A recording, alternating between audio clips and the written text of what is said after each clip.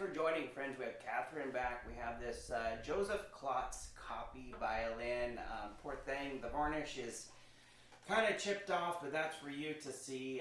But I just did want to call that out. We didn't know what to do with this violin, so we did the best thing, which is pretty much nothing with the outside. We'll leave that up to the new owner. If you like the rustic and actual, just, the weird look, a lot of people pay a lot of money for that stuff at, Hobby Lobby, etc. It's all the rage. So, well, here it is, and I'll turn it over to Catherine and the old Klotz copy here.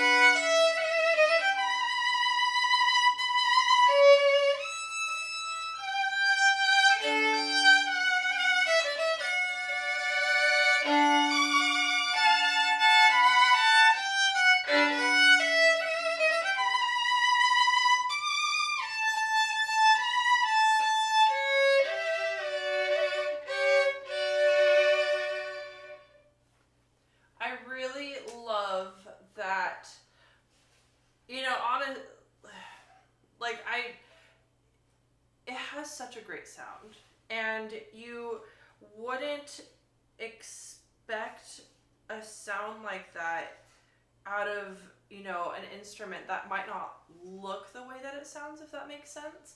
But personally, I love the varnish on this thing. It's so unique. You never see instruments like this. I know that, the varnish has kind of worn down just a little bit, but it's beautiful. Like, I think it has such an interesting,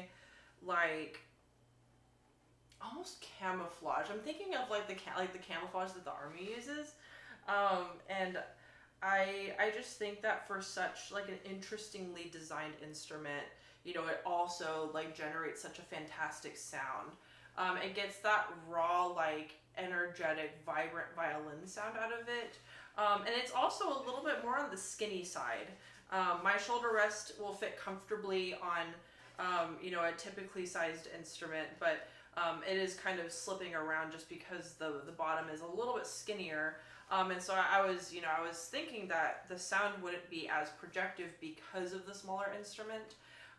But it does get quite a nice and powerful sound, despite the size, and it's about the same length as well. wow, the pattern even goes all the way up to here. You have to check out the photos because the pattern is just so cool. I love it. It's so different. And I don't think you can mass produce a coloring and a pattern like this. So I think, if you're wanting like a super cool and unique looking instrument that just really doesn't look like anything else that you've seen, definitely your instrument. I just love looking at this. Has such a nice like natural faded gradient. Such cool coloring, fantastic coloring. Well, I'll play you another little thing.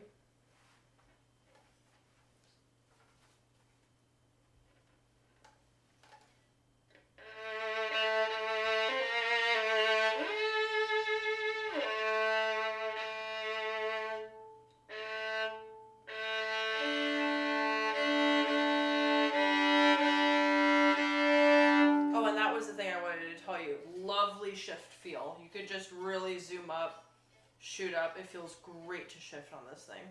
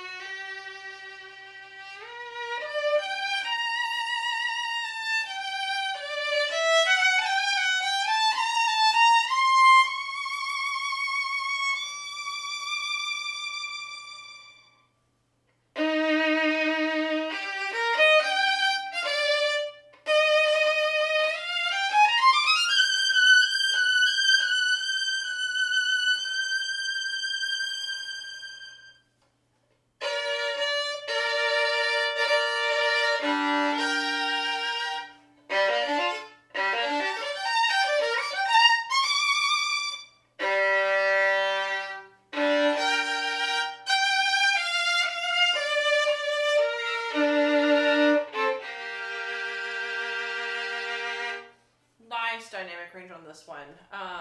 You can get really, really soft, and I've played out of some of the violins that I've played in Revivo violins, some of them have been just like ear-numbingly loud. But this one, it gets really, really nice and loud without absolutely deafening the ears. So it's a very nice experience for sure. But it's still, it sounds really nice and rich underneath the left ear. And I can hear it projecting out as well. Now, these are dominant strings, and so the dominants don't have a ton of dynamic range on them from what I've found. They're very much in the middle in terms of all of the strings. And so if you're wanting to up the sound, you could go with Evokes, Evaprazis. If you're wanting to get more richness, you can go with Larsons. If you're wanting to go more dark, I am not aware of any dark strings because I tend to veer away from dark strings, but I believe that there are definitely some that you can search up if you're wanting a more darker sound. But already this instrument already has a nice brightness to it, so I think some Larsons or maybe some darker strings would really complement very well. But this is what you are hearing kind of in its default setting, and so you could really like take it in whatever direction that you'd like. I'd say that is the one good thing about dominance. I try, anyways, so like dominance will really show you like kind of where that middle ground is, and from there you can just you can go in either direction. I would not go with anything brighter in my opinion, because if you have a bright instrument and you put on bright strings, it tends to muddy the sound. You usually want to try and complement it. Or if you're wanting to go brighter, then I would go with more colorful strings, and that will add more color and therefore will just brighten up the sound without absolutely cranking up the gain to your instrument. But overall, really beautiful instrument. It plays very well. I would just, maybe get a shoulder rest that really fits snugly on this. Nice shifting feel, lovely upper range. Just an overall nice sounding instrument. It's not overwhelming in any of the either directions, and yeah, I think you could have a great experience with this. Also just such a cool looking instrument. It's so fabulous. Yeah, if you're wanting something unique and sounding great, this is your instrument, so you should come check it out. Thanks for the demo, Catherine. This violin was bought locally. It was listed for sale by a lovely lady who didn't have any more musical descendants in the family. I believe it belonged to her grandmother, so she wanted it to be passed on, restored, and played. So here it is. It's restored, it's playing, and you're hearing sounds of old. If I'm not mistaken, that's actually a single piece back I just noticed. How interesting. Okay. A single piece back, and it has that kind of that rustic camouflage antique patina. So, it's definitely unique. So I would love to hear your thoughts on there. And then one last thing, we've changed up the microphone. Instead of using the native inbound microphone on the iPhone, we're trying out this Shure microphone just to see if we can get it to have that less of a microphone in a shoebox sound, and hopefully capture more of that dynamic range, lower, higher, and get some of that crispness. So please let us know how we did. Catherine, once again, bravo and thank you. Online friends, play on.